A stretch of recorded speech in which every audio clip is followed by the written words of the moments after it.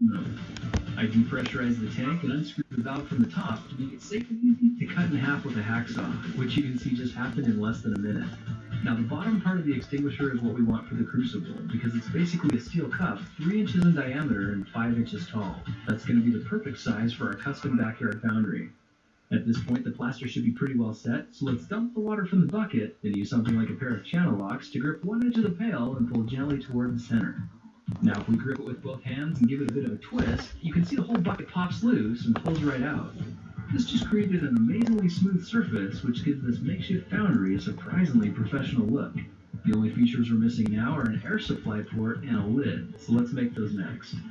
Now I found that a 1 3/8 inch hole saw was the perfect size for accommodating this 1 inch steel tubing, and if we center the metal cutting blade with the top line on the bucket, we can carefully begin cutting through the metal wall. Once we're through the metal, it's easy to burrow down at about a 30-degree angle because the plaster hasn't fully cured yet and it cuts away like butter. Now we have a tight downward sloping hole that the blower tube fits perfectly into, and it's strategically placed a few inches up from the bottom.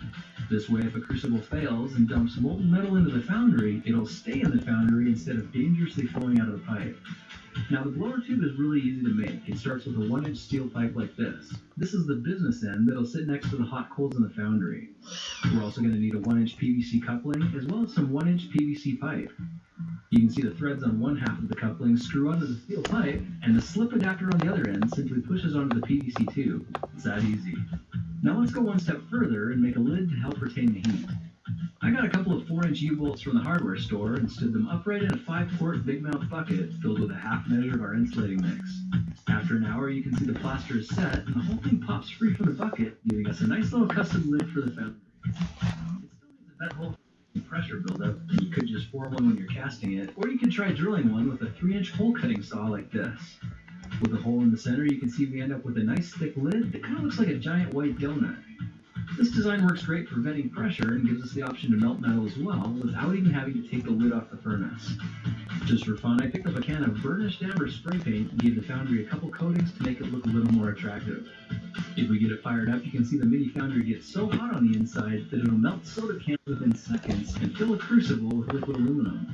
We'll try to do that in another project video. With this homemade furnace, we have the power to liquefy aluminum in the backyard and cast just about any object we can think of.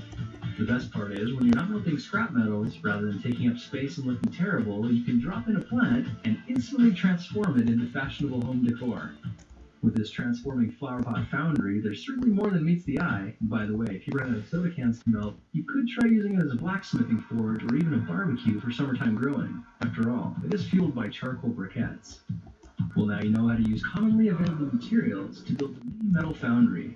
Powerful enough to melt metal in seconds, but still pleasant enough to keep around for decoration. Well, that's it for now. If you like this project, perhaps you like some of my others. Check them out at thekingofrandom.com. Hey guys, Happy New Year, and I hope you've set some good goals for 2015. Thanks so much for joining me in this project, and even though you probably won't build one of these things, I hope that in some ways at least inspired you and expanded your mind to some possibilities. Now on a completely different note, something you probably will be doing this year is shaving. Harrys.com sent me a kit last month so I could test the razors on myself. And not only do they look cool, but I found that if you buy the razors in a 16-pack, they cost as little as $1.56 each. That's way better than the $4 per blade I'm paying on my other brands. I also discovered that Harry's bought a blade-making factory in Germany so they could get better engineered blades and cut out the middleman. So, rather than paying $32...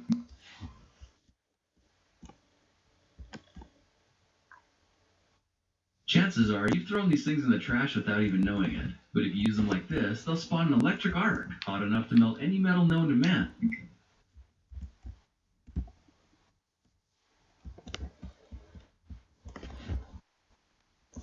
I just pulled the carbon rods out of a 6-volt lantern battery and used them to